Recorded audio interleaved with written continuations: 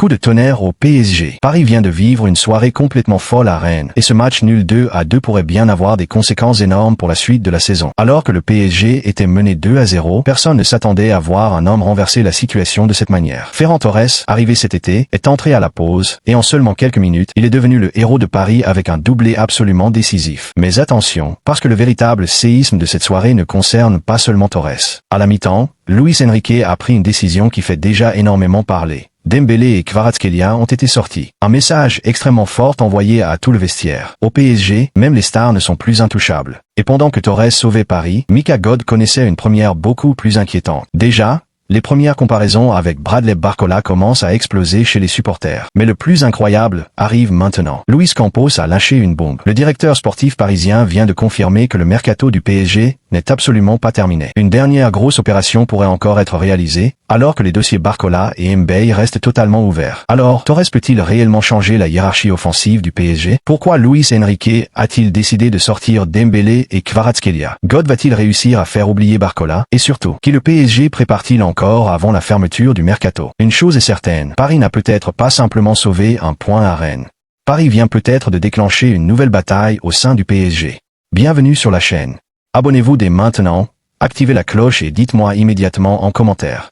Ferran Torres doit-il être titulaire au prochain match? Ferran Torres sauve le PSG. Le Paris Saint-Germain pensait vivre une soirée cauchemardesque à Rennes, mais il a finalement trouvé son sauveur au moment où tout semblait perdu. Pour cette première journée de Ligue 1, Paris voulait immédiatement tourner la page après sa défaite face à Lens lors du Trophée des Champions. Mais au Roazhon Park, le scénario a rapidement pris une tournure inquiétante. Rennes a frappé le premier dès la 9e minute grâce à Szymanski, avant de doubler la mise à la 38e minute par Le Pôle. 2-0 pour Rennes à la pause. Le PSG était méconnaissable. Et c'est précisément à ce moment-là que Luis Enrique a décidé de bouleverser son équipe. Le technicien espagnol a fait sortir Ousmane Dembélé et Kvisha Kvaratskhelia, deux joueurs majeurs de son attaque, pour lancer notamment Ferran Torres. Un changement qui, sur le moment, pouvait sembler risqué. Pourtant, quelques minutes plus tard, le nouveau Parisien allait complètement changer le visage de la rencontre. Pendant de longues minutes, le PSG cherchait encore la solution. Doué et Zahir Emery avaient notamment tenté de relancer la machine, mais la défense rennaise résistait et Samba réalisait les arrêts nécessaires. Puis est arrivée la 71e minute. Parfaitement lancé dans le dos de la défense par Fabian Ruiz, Ferran Torres s'est présenté face au gardien rennais et n'a pas tremblé. Du pied droit, l'Espagnol a trouvé l'ouverture et réduit l'écart. 2-1 et soudain, Paris s'est remis à y croire. Mais Ferran Torres n'avait pas terminé son travail. 11 minutes plus tard, nouvelle action parisienne. Fabian Ruiz adresse un excellent centre, et cette fois, Torres surgit dans la surface pour placer une tête imparable. 2-2. Doublé pour sa première apparition sous le maillot du PSG. En quelques minutes, le joueur espagnol est passé de nouvelles recrues à héros de la soirée. Et surtout, il a permis au Paris Saint-Germain d'éviter une défaite qui aurait immédiatement déclenché énormément de critiques autour du club. Ce doublé est d'autant plus important qu'il intervient dans un contexte particulier. Luis Enrique venait de prendre une décision forte en retirant Dembélé et Kvaratskhelia. Et le joueur qui est venu leur succéder sur le terrain a immédiatement répondu présent. C'est exactement le genre de scénario qui peut modifier une hiérarchie offensive. Bien sûr, il ne faut pas tirer de conclusion définitive après un seul match. Mais Ferran Torres vient déjà d'envoyer un message très clair.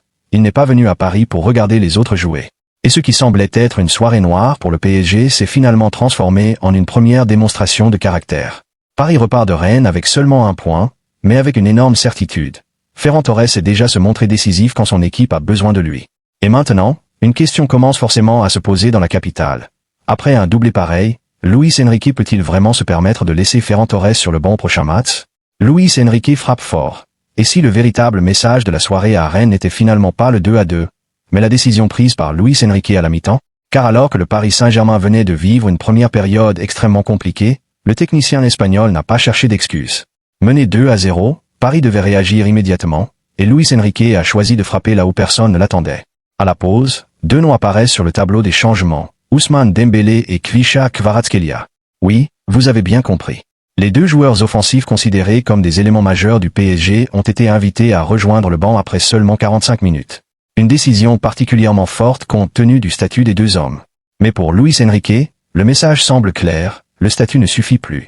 Si un joueur n'apporte pas suffisamment à l'équipe, il peut sortir.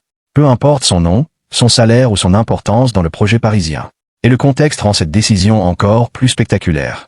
Paris était mené 2-0 après les buts de Szymanski et Le Pôle.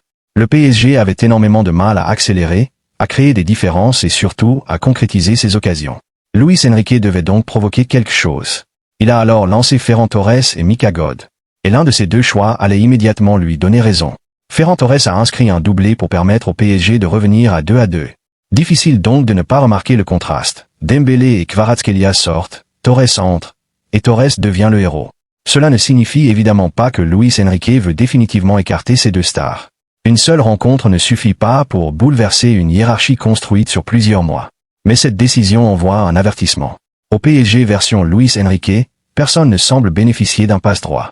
Et c'est peut-être justement ce qui rend cette équipe encore plus dangereuse. Chaque joueur sait désormais qu'une mauvaise performance peut avoir des conséquences immédiates. Pour Dembélé et Kvaratskhelia, la réponse devra donc arriver très rapidement. Car avec le doublé de Ferran Torres, la concurrence offensive vient peut-être de prendre une nouvelle dimension. Et imaginez maintenant le scénario. Ferran Torres titulaire au prochain match, Dembélé ou Kvaratskhelia sur le banc. Ce serait un choix extrêmement fort de la part de Luis Enrique. Mais avant de parler de bouleversement définitif, il faudra surtout observer la réaction des deux stars parisiennes lors des prochaines rencontres.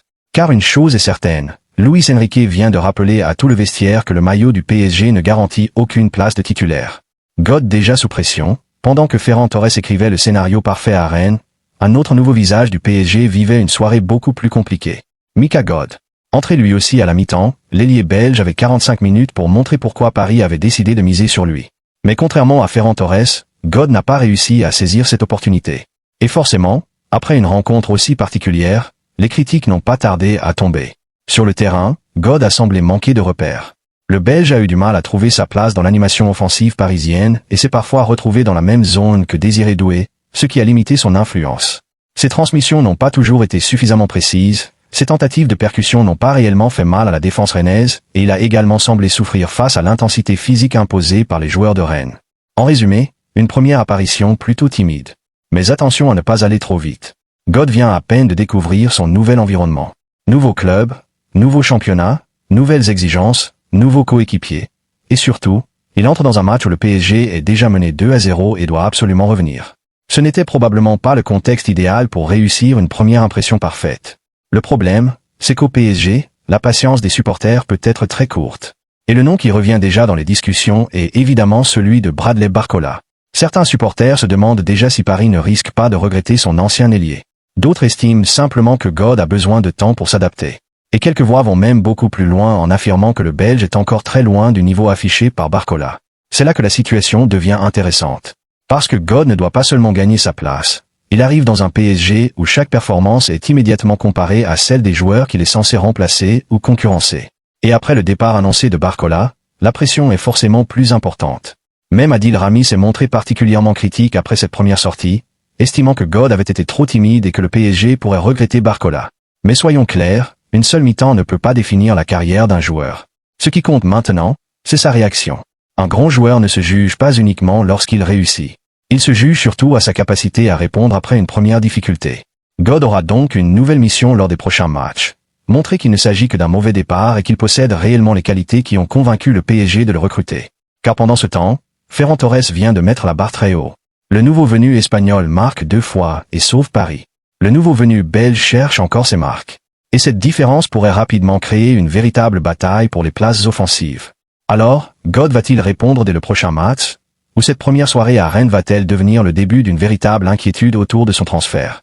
Luis Campos relance complètement le mercato et alors que le PSG vient tout juste de sauver un point à Rennes, Luis Campos vient peut-être de relancer complètement le mercato parisien. Car au lendemain de cette soirée mouvementée, une déclaration du directeur sportif du PSG attire déjà toutes les attentions. Le message de Campos est clair, Paris n'a pas terminé son mercato. Alors que beaucoup pensaient que le club avait pratiquement bouclé son recrutement après les arrivées de plusieurs renforts importants, le dirigeant parisien a laissé la porte grande ouverte à une dernière opération. Et pas forcément une petite. Luis Campos a expliqué que, si une bonne opportunité se présente avant la fermeture du marché, le PSG n'hésitera pas à agir. Autrement dit, Paris continue de surveiller le marché. Et cette déclaration prend encore plus de poids lorsqu'on regarde la situation offensive du club. Le PSG pourrait encore perdre Bradley Barcola, tandis que le dossier Ibrahim Mbaye reste également à surveiller. Si l'un de ces départs se concrétise, Luis Enrique pourrait avoir besoin d'une nouvelle solution offensive. Et c'est précisément là que le mercato pourrait repartir de plus belle. Imaginez le scénario. Paris vient de voir Ferran Torres inscrire un doublé pour son premier match, God connaît une première compliquée. Et dans le même temps Luis Campos annonce que le marché n'est absolument pas terminé. Tout est donc réuni pour relancer les spéculations. Qui pourrait encore arriver? Quel joueur serait considéré comme cette fameuse bonne opportunité? Et surtout, Le PSG prépare-t-il réellement un dernier gros coup avant la fermeture du mercato? Campos n'a donné aucun nom. Et c'est justement ce qui rend sa déclaration aussi intéressante.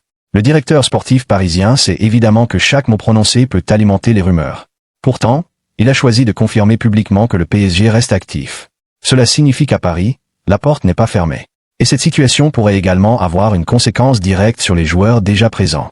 Si Barcola part, si Mbaye quitte également le club, et si God a besoin de temps pour s'adapter, Luis Enrique pourrait demander une nouvelle solution capable d'apporter immédiatement de la percussion et de la profondeur.